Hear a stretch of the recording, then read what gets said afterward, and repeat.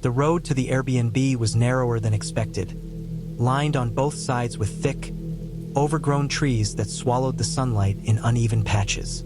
Gravel crunched sharply under tires as the car moved slowly, the summer air heavy with humidity and the faint scent of pine and dry earth. The cabin appeared suddenly, tucked into a small clearing, its wooden siding darkened with age, the porch leaning slightly to one side. The windows reflected the afternoon sun, sharp and glaring, and the screen door rattled faintly in the soft breeze. Two friends and I stepped out, carrying bags that seemed heavier in the warm air. The heat pressed against skin, sticky and sharp, mingling with the faint, persistent smell of wood and dampness rising from the forest floor. The door opened with resistance, the old hinges squealing once before settling into a dull groan. Inside, the air was cooler but thick, a mix of dust, aged wood, and something metallic faintly underlying it, like the scent of rain on rusted metal. The living room was small and close, low beams overhead darkened with age, floors uneven beneath careful steps. Furniture filled the space in no particular order. A sofa sagging in the middle, cushions flattened and slightly torn, a low coffee table scuffed and stained from years of use, and a single wooden chair with a splintered armrest. Each surface seemed to carry a memory, the wear and tear of repeated human presence. Nothing sinister, only ordinary neglect, yet it pressed subtly, almost unnoticeably on the senses. The kitchen was narrow, its appliances outdated but functional. The fridge hummed quietly, the oven cold and dull, its edges coated with a thin film of grease that had hardened over time. Cabinets opened stiffly, revealing mismatched dishes and utensils, some chipped at the rims, some shiny and new amidst the aged collection. The sink smelled faintly of metal and standing water, and a small window above it framed the tops of trees swaying in the light breeze. Dust motes floated lazily in the sunlight, each one catching the warmth and golden hue of late afternoon.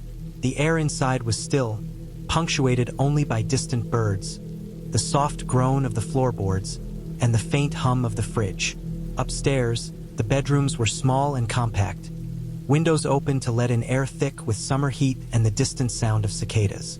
The sheets on the beds were clean but stiff, sun-warmed and slightly rough to the touch. A thin layer of dust coated the window sills, and the floor creaked softly under careful steps. The bathroom was tiny, functional, but everything carried the weight of age. The cracked tiles, the dull mirror fogged at the edges, the inconsistent water pressure that turned from trickle to sudden gush unpredictably. The faint smell of mildew lingered there, mixing with the metallic tang from the pipes.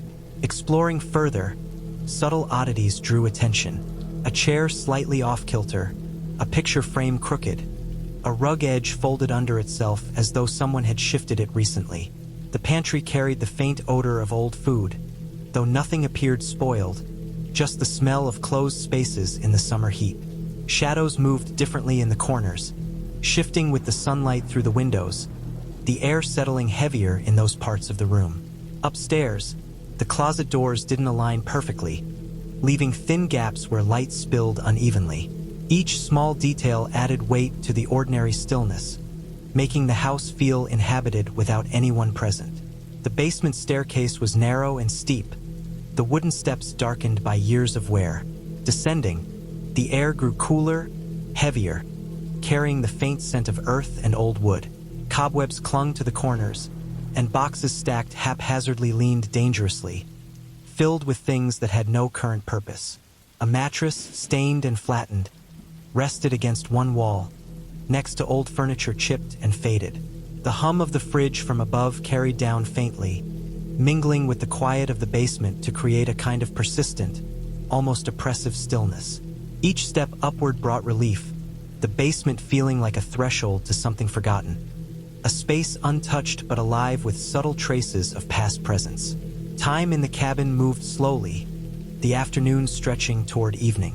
Sunlight faded through the windows, the golden light shifting across walls and floors, pulling long shadows from furniture and corners. The air grew warmer as the sun dipped, the wood of the floors and walls radiating the stored heat.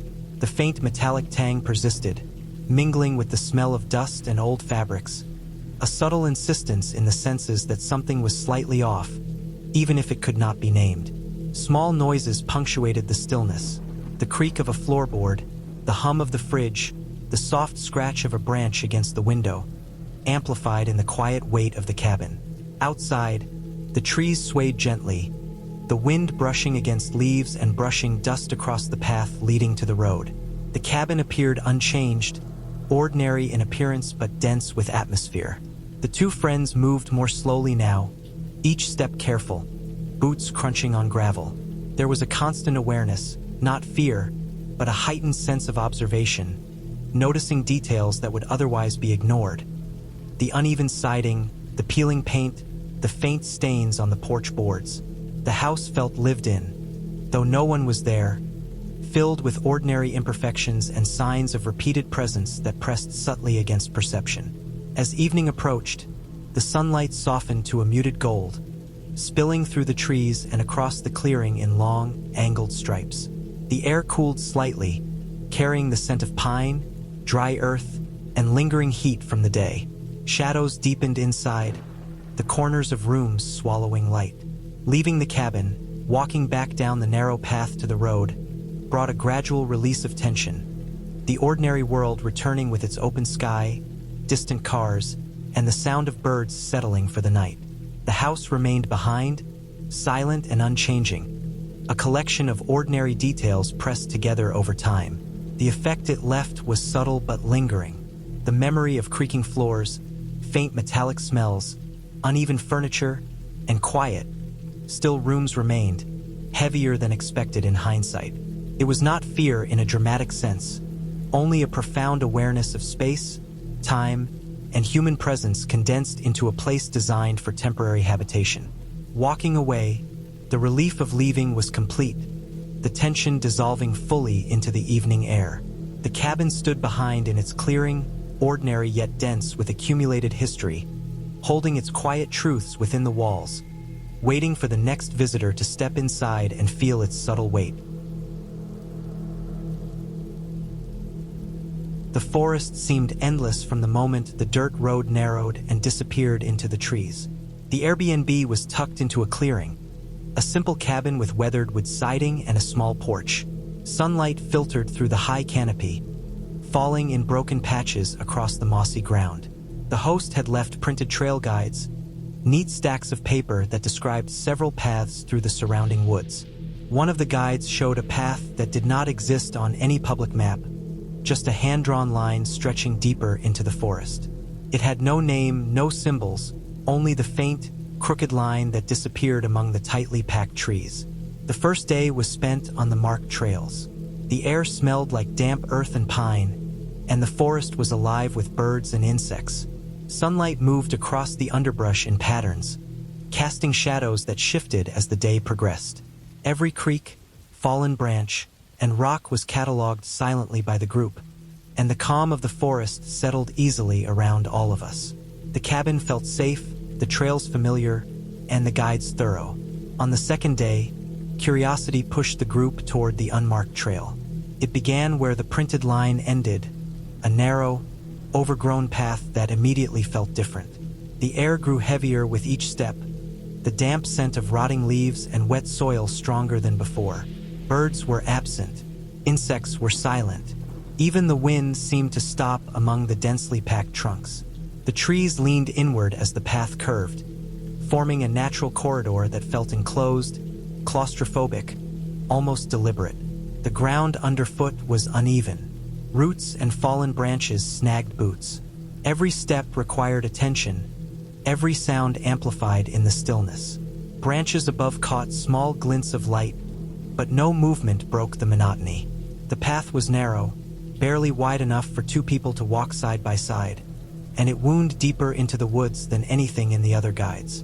Soon we noticed the markings, vertical scratches etched deeply into the bark of multiple trees, some high enough that no bear could reach.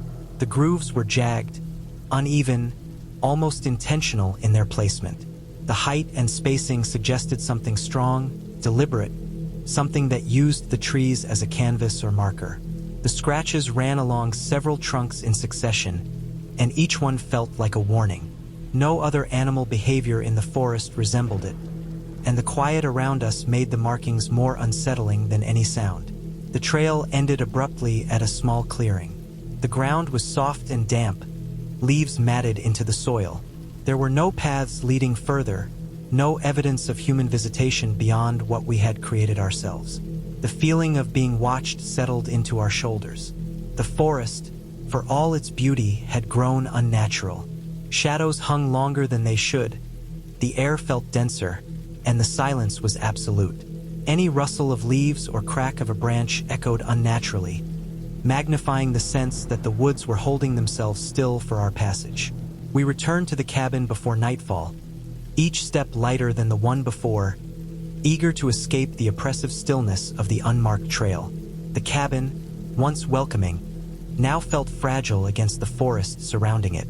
Doors and windows were intact, but the thin wooden walls seemed inadequate, as if they were a suggestion of shelter rather than a barrier.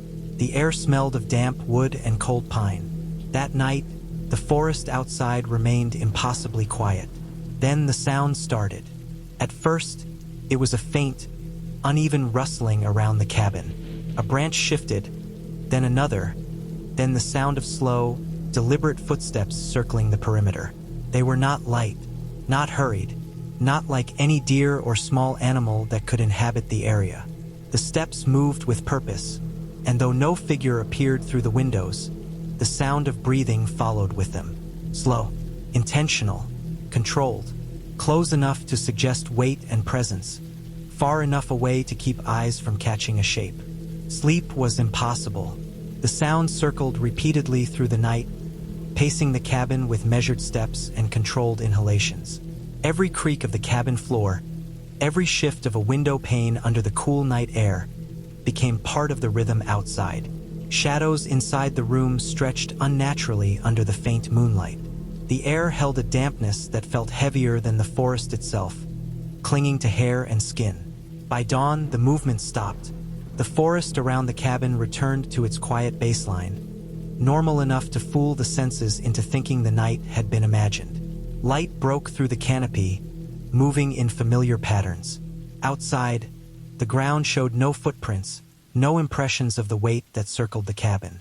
The earth was undisturbed except for our own paths from entering and leaving the cabin. The markings on the distant trees along the unmarked trail remained invisible from here, but their memory lingered, heavy in the mind. Packing became methodical, urgent. No extra steps were taken. Gear was secured, backpacks zipped, and the cabin left exactly as it had been found. The drive back to the highway was long, winding through denser portions of forest that had seemed friendly in daylight but had acquired a different presence at night. No voices were raised, no unnecessary stops made. The forest felt larger now, more opaque, as if the cabin had been a small, exposed node within it, and we had seen just enough to understand that exposure carries consequences. Later, reflection provided context. The trail's absence from any official map suggested it was not maintained or officially documented. The vertical scratches on the trees aligned with markings created by humans, but their height and precision suggested strength beyond that of a casual hiker. Large predators in the area could not create markings at such heights. The circling at night could have been a human visitor, perhaps someone monitoring the cabin, aware that it was being used, but the forest's remoteness made this unlikely. It was clear that the forest itself could facilitate isolation for anything with intent, masking tracks and presence, and heightening the effect of small disturbances into something more menacing. The photographs taken along the official trails came out clean, serene, composed. Light filtered through the canopy. Shadows formed neat patterns across rocks and roots. The unmarked trail was left undocumented in imagery, left intentionally off maps and reviews. The forest had claimed that boundary, and the group respected it in memory rather than recording it. The cabin was abandoned in memory as well. No further attempts were made to explore beyond the official guides. Each trip back into the forest was restricted to well-mapped paths, and the unmarked line remained a quiet, unspoken cautionary note. The experience left a persistent awareness of vulnerability in the wilderness, an understanding that isolation is a double-edged trait. The woods themselves are impartial, and any incursion can be observed or affected in ways that leave no evidence yet linger heavily in memory. The trip ended safely, physically unremarkable aside from the tension and unease carried from the unmarked trail and the night's pacing. The forest returned to normal with distance and daylight, but the image of vertical scratches on bark, the oppressive silence along the hidden trail, and the deliberate sound of steps circling the cabin remained clear, precise, and disquieting. The forest held a truth we did not fully comprehend, and leaving at first light was the only rational response. The unmarked trail was neither documented nor mentioned again, a private boundary maintained silently and respected fully. The building looked ordinary from the street, aged brick and wrought iron railings, the kind of structure that had persisted in the city long before modern construction reshaped the skyline. The listing had framed it as historic but comfortable, the kind of place where original molding and hardwood floors remained intact alongside updated utilities. The photographs online showed sunlit rooms, neatly arranged furniture, and framed images of the space itself, taken from different angles, emphasizing its symmetry and natural light. Nothing seemed unusual in the listing, standard Airbnb, if slightly curated. The entryway smelled faintly of old wood and polish, the air holding a low hum of electricity through the building's wiring. Steps creaked under weight as the elevator had been replaced with narrow stairs, winding upward to the apartment door. The hallway carried a faint scent of varnish and damp masonry, and the soft echo of footsteps suggested a tight, enclosed space. The door was solid, heavy wood with a brass handle, its weight a reassurance in a city of flimsy locks. Inside, the room appeared exactly as pictured. Hardwood floors gleamed, furniture aligned neatly, and sunlight fell through the window at the same angles shown in the listing's photographs. A small suitcase sat near the bed where it had been framed in every shot online. It was easy to dismiss at first, perhaps a coincidence, or the host arranging a display for potential guests. But as the gaze moved across the room, the details aligned perfectly. Lamps, chairs, tables, even the small stack of books on the nightstand matched the images in framing and position. The effect was unsettling, like walking into a photograph rather than an apartment. The framed images themselves drew attention immediately.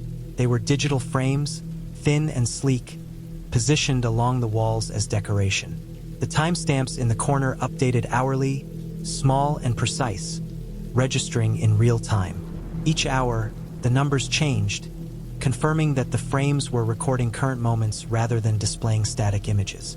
The notion settled slowly, with rising discomfort, that these were not just pictures but live references of the space. Every movement within the room was captured and displayed with meticulous accuracy. There was no obvious recording device, no camera lens visible. The frames themselves seemed sufficient, like they contained the mechanism internally. The air in the room felt heavier, more deliberate, as if the space itself had an awareness of presence. Shadows moved with the afternoon sun, but their reflection in the frames echoed slightly differently, almost unnervingly precise, mapping the room in a manner that made familiarity uncomfortable. Meals or preparation were unnecessary. Movement became deliberate and minimal. Even small actions, like setting the suitcase upright or adjusting the bedspread, drew attention internally, knowing that they were reflected elsewhere. The sense of observation was constant. There was no immediate threat, only the persistent awareness that each action was being mirrored, recorded in a way that felt intrusive. After a few hours, the frames were covered. Cloths draped over the screens, held in place by books and folded fabric, an attempt to reclaim some privacy. The sensation of relief was brief. Almost immediately, the host messaged with an inquiry, simple and direct, asking why the frames had been covered. There was no indication of anger or malice in the message, only an awareness of change in the expected environment. No response was sent. Typing, even thinking about a reply, felt intrusive and exposed, reinforcing the desire to leave. Nightfall in the room was quiet but tense. Light from the street filtered through the windows, hitting the furniture and revealing small dust motes floating in still air. The frames remained covered, but their presence dominated the walls like sentinels. The faint hum of electronics came from them, subtle but consistent, grounding the sense that movement in the apartment was being tracked, registered, cataloged in a way not immediately apparent. Sleep was impossible. Eyes moved over familiar corners, furniture, and surfaces, scanning for differences, for any clue that the frames had ceased observing. The answer remained absent. Packing was deliberate and minimal. Clothes were folded precisely, the suitcase closed and carried toward the door. Items left on tables and counters were returned to their original placements as accurately as possible, an instinctive attempt to neutralize any trace of presence. The key was set on the table without ceremony. No checkout procedure was followed, no confirmation or departure logged through the platform. The exit was intentional and absolute, leaving the apartment exactly as it had been found. The hallway outside felt lighter. Steps carried down the narrow stairwell, each echo fading quickly against walls of brick and plaster. The scent of old wood and varnish remained, but the weight of observation lifted gradually.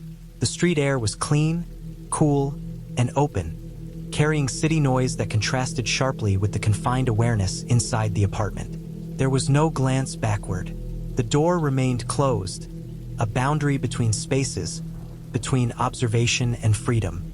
Later, reflection clarified the sensation. The photographs online were not merely images. They functioned as a precise reference for the apartment in real time. Furniture, personal items, even transient objects like a suitcase were mirrored exactly. The digital frames acted as internal monitors without outward indicators. The effect was intimate and controlled, a silent surveillance that relied entirely on presence and attention to detail.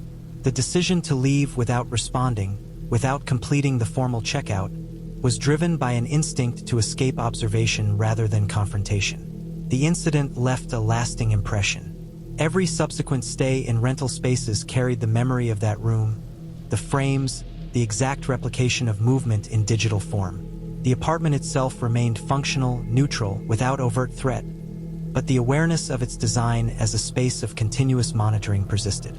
Privacy, normally assumed in temporary accommodations, was revealed to be conditional.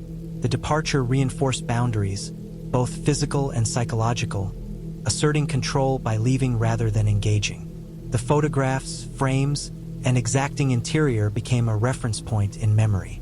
The visual accuracy, the hourly timestamps, the knowledge that presence was being documented in real time without explicit consent, lingered. The historic building itself, with its wood, brick, and city presence, seemed ordinary from the outside, but the interior experience remained exceptional in its precision and subtle unease.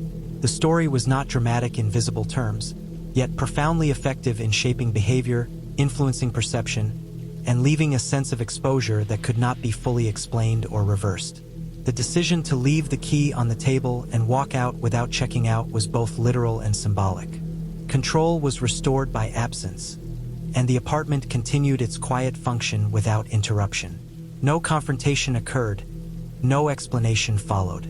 The host maintained an awareness of the covered frames, but their intent remained unclear, and the absence of a response neutralized further engagement. The experience served as a reminder that spaces can be designed to observe, even in mundane, historic contexts, and that the most effective measures of personal security are often absence and discretion rather than confrontation or inquiry. The room, the building, and the framed images remained intact. The memory of alignment between the photographs and the present apartment lingered as a measure of how ordinary settings can exert unexpected influence on perception and comfort. Awareness of surveillance, however subtle, is sufficient to alter behavior, redefine space, and necessitate careful choices. Leaving was the only action that preserved autonomy, and the decision was precise, deliberate, and absolute. The apartment continued quietly, historic, and ordinary, as if the brief presence had been only a temporary variable in a larger, ongoing system of observation. The booking happened out of convenience rather than interest. A missed train, a drained phone, a coastal town not planned on any route. The Airbnb appeared after a quick search, cheaper than the rest, marked available for the same night. The photos showed a narrow house wedged between two concrete walls, close to the water, close to nothing else. Reviews were short and generic. Most mentioned sleep, quiet, and value. That felt good enough at the time. Arrival happened after sunset. The town had gone dim early, storefront lights already off, streets emptied except for parked scooters and salt-stained cars. The address led down a side street that sloped toward the sea. The smell of brine mixed with damp stone. The house stood halfway down the block, 3 stories tall, paint peeling in long strips. A single window glowed faintly on the second floor. The door opened with a code sent earlier that afternoon. No key, no greeting. Inside, the space felt cooler than outside, air heavy with moisture. The entryway held no shoes, no umbrella stand, no coats. Walls were bare. The floor tiles looked recently scrubbed, their grout lines almost white. The living area stretched longer than expected, narrow and deep. Furniture placement felt careful, almost staged. A couch pressed tight against one wall. A small table centered perfectly beneath a ceiling light. No personal items anywhere. No books. No photos. No stray objects that suggested daily life. A faint humming came from somewhere above. Not mechanical, not loud, just steady. It blended into the background after a minute. Easy to ignore once attention drifted elsewhere. The kitchen sat at the back, clean to a fault. The sink shined. The trash bin stood empty, liner untouched. Cabinets held plates stacked in even rows, all the same style, all spotless. The refrigerator held bottled water and nothing else. Each bottle faced forward, labels aligned. Stairs led upward along the right wall. Narrow steps would worn smooth in the center. The second floor held the bedroom and bathroom. The third floor, according to the listing, was locked storage. The bedroom smelled faintly of detergent and something older beneath it, like damp wood that never fully dried. The bed stood low and centered. White sheets pulled tight, pillows squared off with care. The mattress felt firm, barely yielding under weight. Across from the bed, a wardrobe stood flush against the wall. Inside hung 3 identical hangers. No drawers, no shelves.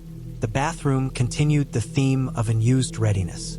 Towels folded sharply, soap unused, mirror clear, fatigue set in fast. Travel days blurred together after a while. The body followed routine without thought. Door locked, lights off, curtains drawn halfway. The faint hum continued above, constant, unchanging. Sleep came shallow. Sounds carried through the structure easily. Water moved somewhere in the walls. The house settled with soft clicks as temperatures shifted.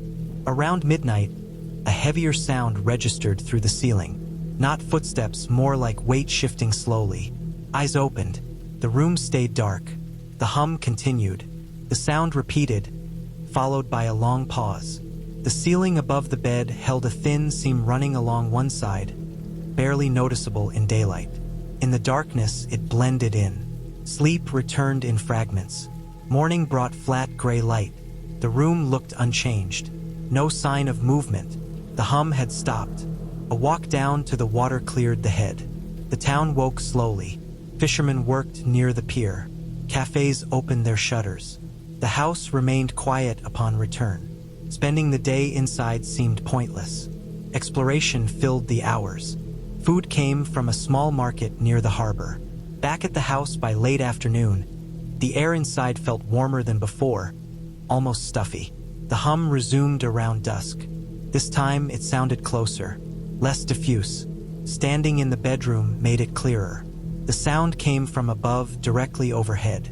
The third floor, the listing mentioned locked storage. Curiosity stayed mild at first. The stairs continued past the bedroom to a landing blocked by a plain wooden door. No handle on the outside, only a smooth surface and a small vent near the bottom, its slats coated with dust. The hum seemed to pass through that vent. Dinner passed quietly. Night settled again. Lights off. The sound continued until sometime after midnight, then stopped abruptly. Sleep broke fully around 2 a.m. A sharp noise cut through the quiet. Not loud, but distinct.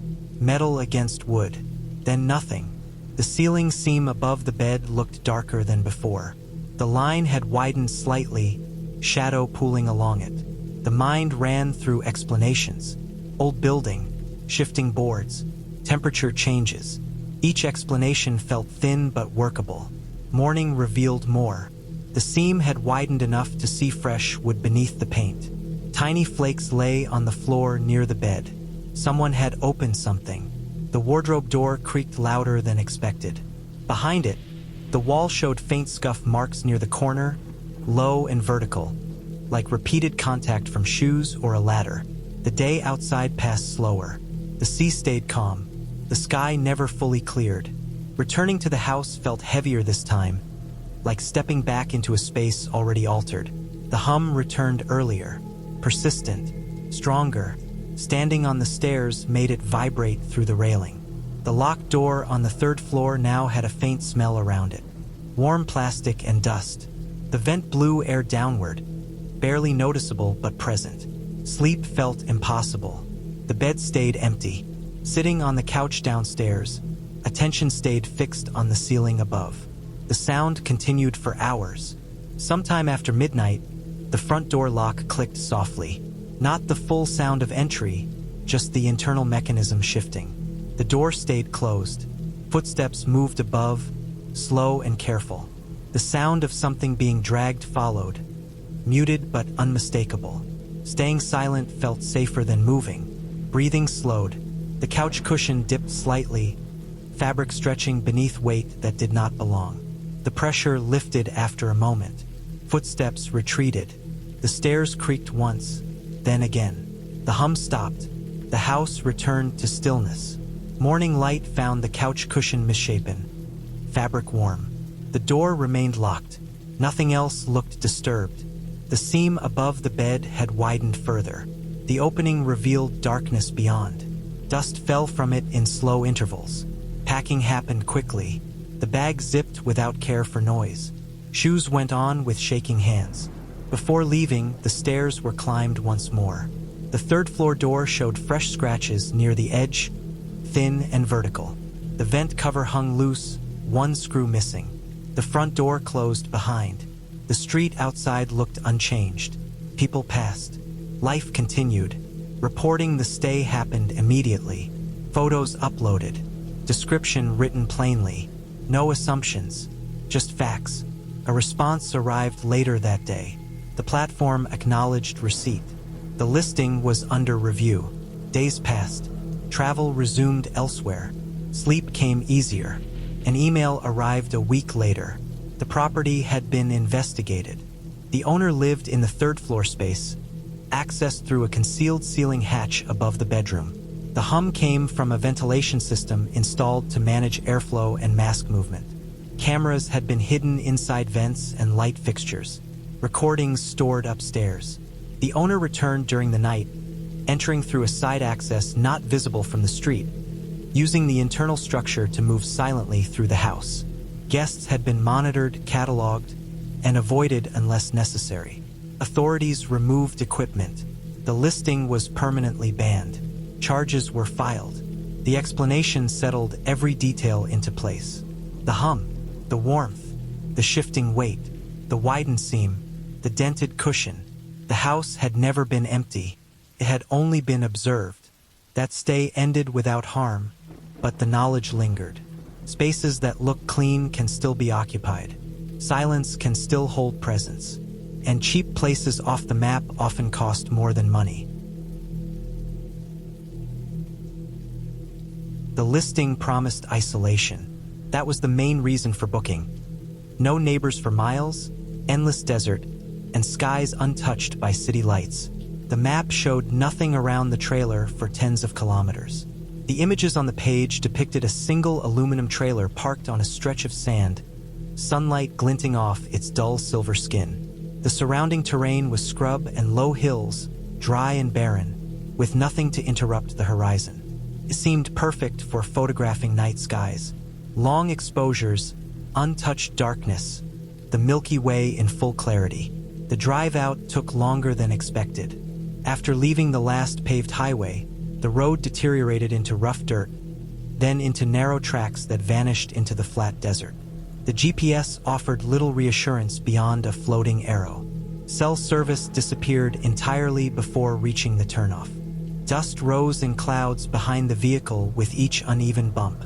The air was hot, dry, and sharp, carrying the faint scent of baked earth and sparse vegetation. Every few kilometers, a sign of life appeared in the form of a cactus or scattered rocks, but nothing moved.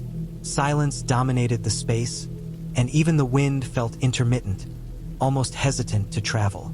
The trailer appeared late in the afternoon, resting slightly off the tracks on packed sand. Its corners were dulled with age, the aluminum skin weathered, a few dents visible along one side. The structure leaned faintly, as if settled unevenly over years without adjustment. No fencing, no driveway, no visible recent footprints or tire tracks. The stillness pressed in immediately, a kind of oppressive quiet that was almost physical. The smell in the air was faintly sharp, mixed with the dry, dusty scent of the desert floor.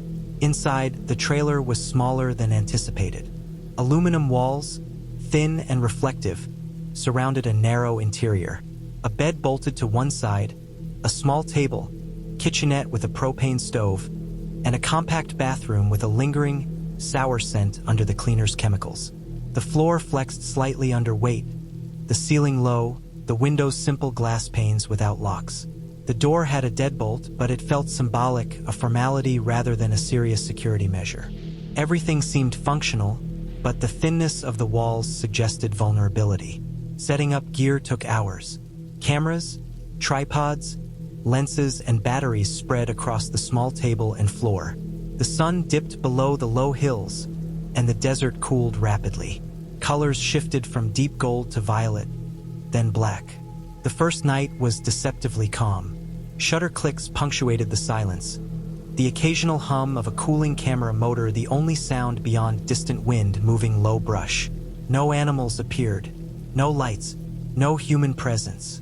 The sky itself seemed absolute, stretching endlessly, stars sharp and vivid against the darkness. Sleep was difficult in the thin-walled trailer, but the silence was manageable. Morning brought heat, and the smell of baked earth intensified.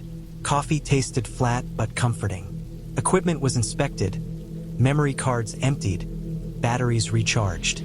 The desert looked unchanged, uninhabited, and still. Footprints from the day before remained the only marks in the sand near the trailer. There were no signs of any animals or humans passing through. The initial relief slowly gave way to unease. The second night began much like the first. Cameras were arranged, tripods leveled, positions marked in sand. The sky unfolded as expected, flawless and dense with stars. Then the smell returned, stronger this time. Musky, almost wet, heavy in the nose, like fur soaked and left in the sun. Not decay, not rot, but something alive and out of place. It drifted intermittently, pulling attention away from the sky. The wind shifted occasionally, carrying the odor past the windows, letting it settle in the corners of the trailer. Then the footsteps began. Slow, heavy, deliberate. Not human, not animal, at least not any pattern easily recognizable. They moved around the trailer in a circle. The pace was steady, almost ritualistic. Each step pressed into the packed sand outside, then lifted, then pressed again, consistent and measured.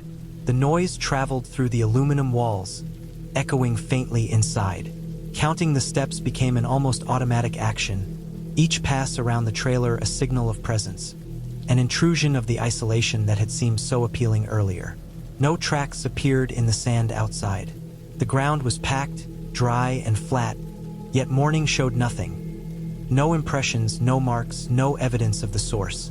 The smell lingered longer than the footsteps, embedding itself in clothing, hair, and bedding. The host's message dismissing the concern as wildlife activity provided little reassurance. Wild animals do leave traces, thought. Droppings, fur, scratches. Nothing here matched anything familiar. By the third night, preparation had shifted from excitement to vigilance. Cameras went up mechanically, lenses pointed carefully, tripods secured. Darkness settled early, the temperature dropping sharply. The smell returned quickly, denser, clinging to the corners of the trailer. The footsteps circled again, closer, heavier. The movement was palpable, felt as much as heard. Then the pressure came. The side of the trailer bowed inward under a deliberate weight. Aluminum flexed with a low, creaking sound that reverberated through the structure. It was steady, slow, forceful. Something leaned against the wall with enough mass to bend it, pressing over the thin aluminum. The trailer tilted fractionally on its supports. The smell surged, sharp and close, pressing through the smallest gaps. The deadbolt rattled faintly. The weight remained for long seconds before easing. Then the steps moved away, slower now, fading into the desert. Morning revealed the bend in the siding clearly. A shallow curve remained, along with faint scuffing where the pressure had been applied. No scratches, no tracks outside. The sand was smooth and unbroken, apart from older marks from previous days. There was nothing tangible beyond the indentation and the memory of sound and scent. Packing became urgent. Gear was stowed quickly, cases closed tightly. The trailer was abandoned without further inspection. The drive back to the highway was tense, tires throwing dust. Every shadow on the horizon a potential observer. The trailer disappeared behind a rise. The desert returned to normal behind it, empty and calm. Later, research clarified the plausible explanation. The area was known for feral cattle, wandering large bulls often isolated from managed land. During certain times of year, bulls can be aggressive and curious, sometimes leaning against structures, testing walls, and producing musky odors. Their hooves can leave little to no impression on compacted sand, particularly when wind erases edges. The smell, weight, and behavior matched the closest logical explanation. The photographs taken during the stay were technically perfect. Star fields unbroken, trails of light clean across the sky. The trailer appeared small against the vast darkness. But the images held an unease, a reminder of presence in silence. The bend in the siding, the untrackable steps, the musky scent embedded in memory. All of it lingered in the mind longer than the images ever could. The experience left a lasting impression. Isolation, the initial appeal, revealed a vulnerability. Walls thin as aluminum, the desert quiet but not empty, the unknown weighing more than anticipated. The stay was technically a success in terms of photography, but the cost was constant awareness and tension. The explanation provided comfort but did not erase the memory of weight pressing, smell thickening, and steps circling under starlight. The desert remained beautiful, dangerous in its own subtle, quiet way, and completely unforgiving to assumptions. The heat hit the moment the car rolled to a stop on the narrow gravel driveway. The sun was high, bright and unrelenting, reflecting off the white siding of the Airbnb cabin and the dusty road around it. The air smelled faintly of dry grass and pine, mixed with the scent of earth baked by the sun. The place was set back from the main road, almost hidden by thick clusters of trees that swayed lazily in the summer breeze. The cabin itself looked modest from the outside, its paint faded and peeling in strips, the roof shingles uneven. The porch sagged slightly in the middle, the boards warm under bare feet, and the screen door rattled faintly when touched. A small garden stretched along one side, unkempt but alive with overgrown weeds and a few struggling flowers, their petals curling from the heat. Stepping inside, the air was cooler but stale, carrying the scent of wood sealed for decades and faint mildew. Sunlight filtered in through windows streaked with dust, throwing sharp lines across the wooden floors.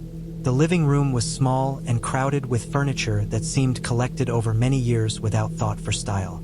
A sofa with a sagging seat sat against the wall, its fabric faded and worn. A thin layer of dust settled along the edges. A small coffee table, scratched and stained, held a few magazines and a ceramic vase chipped at the rim. The ceiling was low, and the beams above were darkened with age, the wood showing cracks that ran along their length. The room felt ordinary, almost cozy, but something in the weight of it was off. Subtle in the way a quiet hum lingers under the surface of a silent room. The kitchen was narrow and dim, appliances old but functional. The fridge hummed steadily, the oven's metal cool and dull. Cabinets opened unevenly, their contents a mix of clean dishes, utensils, and a few cans of long-forgotten food. The sink carried a faint smell of metal and water that had sat too long, and the window above it looked out over a patch of lawn where grass had grown thick and wild. The sunlight streaming in caught the dust motes floating lazily in the air, each one a tiny imperfection in the otherwise bright afternoon. Upstairs, the bedrooms were small and plain.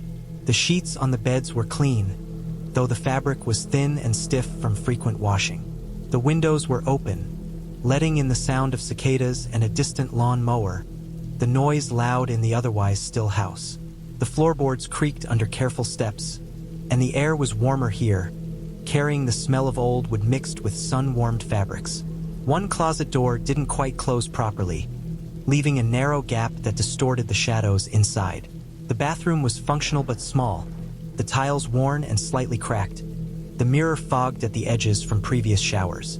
Water pressure was inconsistent, a trickle sometimes, a sudden rush other times, the kind that made small sounds in the pipes echo through the house. The day moved slowly, heavy with heat and sunlight. The trees outside swayed, casting moving shadows that stretched across the porch and windows. From inside, the world felt slowed, almost compressed. The distant sounds of birds and cars softened by the thick air. The house settled around each step, boards groaning and pipes humming faintly, the small noises filling the spaces between the louder summer sounds. There was a constant sense of presence, not a being but the memory of life and time accumulated in the house, layered in its scratches, dents, and faded paint. Exploring further, there were small, unsettling details. The furniture, though ordinary, carried impressions as if someone had recently brushed past it. A chair tilted slightly out of place, a corner of a rug folded back unnaturally. The pantry held a faint smell of decay, though nothing appeared spoiled, just the odor of old, closed spaces in the heat. The basement staircase led down to a low, dim area where the air was heavier, cooler, smelling faintly of earth and metal. Cobwebs hung in corners, dust-covered old boxes stacked haphazardly, and a few broken items leaned against the wall. The basement felt quieter than the rest of the house, the silence thicker, almost oppressive. Each footstep echoed differently, the sound bouncing unpredictably in the low-ceiling space. By late afternoon, the sun had begun to shift, slanting gold across the floors and walls. The air inside the house was warmer now, the sun's heat finding gaps through the thin curtains and glass. Shadows moved slowly, stretching across walls, floorboards, and furniture. The smell of warm wood mixed with faint mildew and something metallic, sharp, and lingering. There was a tension in the stillness, a quiet insistence that something could be noticed at any moment, even though there was nothing specific to see. Each sound, creaking boards, the soft hum of the fridge, the distant chirp of a bird, felt amplified in the thick afternoon light, small details building an invisible weight. Walking back through the living room, every surface seemed to hold a memory. The scratches on the coffee table told of years of use. The scuffed corners of the doors and frames spoke of frequent passage.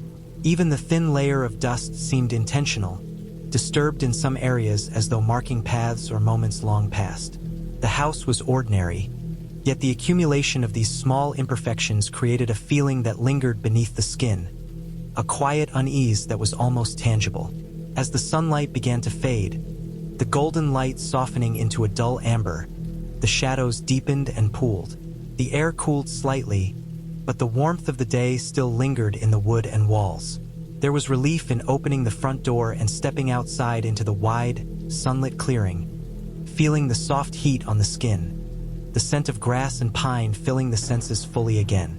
The gravel crunched underfoot, and the house remained behind, silent, worn, unchanging. Its atmosphere stayed only as a memory, the details of its small imperfections and quiet weight imprinted in the mind. Walking back to the road, the sun low now, the trees stretching long shadows across the path, the tension left behind in the house gradually dissolved. The ordinary world returned, with distant traffic, the sound of birds, the faint warmth of evening settling in. The house remained exactly as it had been, holding its small, heavy truths within its walls, ordinary, unremarkable, and entirely real.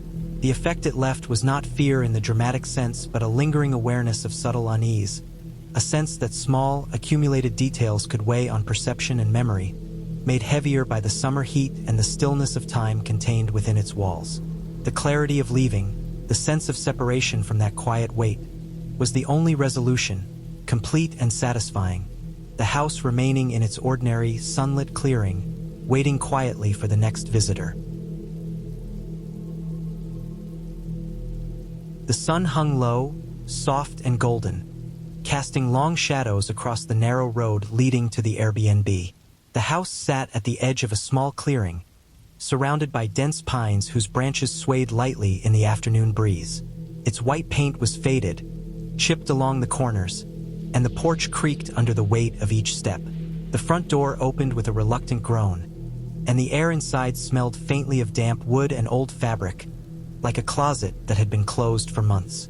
The space was small, with a low ceiling and narrow hallways that twisted awkwardly from room to room. The furniture was mismatched. A sagging sofa in the living area, a wooden chair with a split armrest, a small round table scratched and worn at the edges. Everything carried the faint smell of mildew, but it was subtle, almost easy to ignore, buried beneath the scent of dust and aged varnish. The afternoon light came in through the windows, cutting stripes across the wooden floors, illuminating the fine layer of dust on the edges of furniture. Sunlight caught the corners of picture frames, but the images inside were faded, unremarkable landscapes and family photos from decades past. The curtains were thin, yellowed, and partially torn, letting in a hazy glow that made the room feel warmer than it was. The floorboards creaked softly with each step, echoing slightly in the stillness, and the air was unusually quiet, except for the occasional whisper of wind through the trees. There was a kitchen to the side, small and dim, with outdated appliances. The fridge hummed lowly, and the oven had a faint layer of grease baked into its edges. Cabinets opened unevenly, and the drawers resisted slightly, as if reluctant to reveal their contents. The plates and cups inside were clean but worn, some chipped along the rims, the kind of wear that only came from years of use. A lingering smell of vinegar and damp lingered there, subtle but persistent, mixing strangely with the faint odor of something metallic, almost like rust. The bedroom at the back was narrow, its single window facing the trees. The bed was made, the sheets clean but thin, with a faint, musty smell that clung to the fabric. Light filtered through the curtains in golden bars, and the shadows of branches moved across the walls in slow, deliberate patterns. The closet door had a slight warping, opening at a crooked angle. The small bathroom was functional, though the tiles were dull and cracked in a few places, the grout stained. Water pressure in the sink was low, and the mirror above it reflected the room in a slightly warped way, making everything seem off-kilter. Exploring the house further, every sound seemed magnified. Footsteps on the wooden floors were sharper than expected, the creaks of the ceiling boards above punctuated by the occasional pop of the heating pipes. Outside, the trees swayed more visibly now, and shadows lengthened as the afternoon drifted slowly toward evening. The house felt inhabited without actually being lived in. There were subtle signs: a few cans of food in the pantry, a notebook left open on the counter with handwriting that didn't belong to anyone currently present. A thin layer of dust disturbed in some areas as though someone had brushed past it recently. Every small detail seemed out of place, but nothing concrete enough to explain the unease building slowly, like a tension coiled under the skin. A heavy silence filled the air, the kind that made the ordinary sound of life, distant cars, birds, wind, feel distant, muted, as if filtered through some invisible barrier. The afternoon sunlight shifted, waning, casting longer shadows across the floor, and the warmth began to fade, leaving the room cooler than expected. The air smelled slightly damp now, heavier, carrying a faint sharpness. It became noticeable, unsettling, but not enough to pinpoint. In the kitchen, the cupboards were closed, but there was a slight unevenness to their alignment. one door slightly ajar, the edge catching the light. The feeling of being watched, unspoken and intangible, crept slowly. There was a basement, accessed by a narrow staircase descending from the back of the kitchen. The steps were steep, uneven, each one groaning under careful weight. The air down there was colder, damp and heavy, smelling faintly of earth and rot. Cobwebs clung to corners, and the single light bulb overhead flickered once when touched by movement. The basement held old furniture, broken chairs, a discarded mattress, cardboard boxes stacked haphazardly, some sagging and torn. A faint metallic scent lingered near a small pile of tools, old and rusting. Everything was ordinary, but the combination of darkness, silence, and decay made it feel like a trap. Each step back up to the kitchen brought relief, though the house's quiet tension seemed to linger, pressing softly against the skin.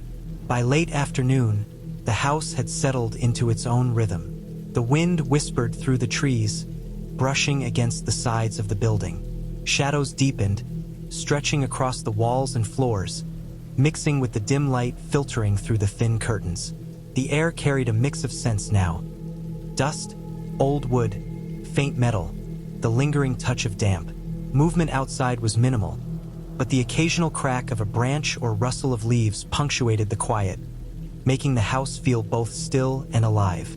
The unease built slowly, not with sudden moments, but with the small, accumulating details, the off-kilter furniture, the faint smells, the subtle noises. It was tangible without being tangible, a feeling lodged in the awareness rather than seen or heard directly. The house seemed to hold its own memories, layered in every surface, every corner, faint traces of life long past or moments captured imperfectly in dust and wear. Evening approached, and the light waned to a dull amber. Shadows pooled in corners, blending with the dimness of the interior. The house felt heavier, more insistent, and the accumulation of minor details pressed against the nerves, demanding attention even when there was nothing to see. When the front door finally closed behind the last step taken outside, leaving the air still and cool, the relief was immediate. The walk down the narrow path toward the main road carried a growing sense of distance from the house, a slow detachment.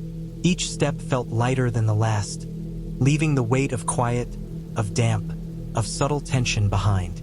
Reaching the road, the sunlight had faded to a soft glow, and the trees were outlined in shadow. The house remained visible in the clearing, silent, worn, and ordinary, yet somehow profound in its ability to unsettle. The feeling of being watched or anticipated evaporated in the open space, replaced by an awareness of ordinary life resuming.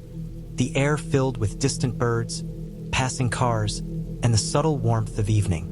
The house was nothing extraordinary, nothing menacing, yet the lingering effect remained, a memory of a quiet tension, a meticulous accumulation of unnoticed details that created a profound sense of unease, resolved only by the clarity of leaving. Walking away, the weight lifted entirely, leaving behind only the house, unchanged, ordinary, and wholly silent, holding its afternoon secrets until the next visitor stepped inside.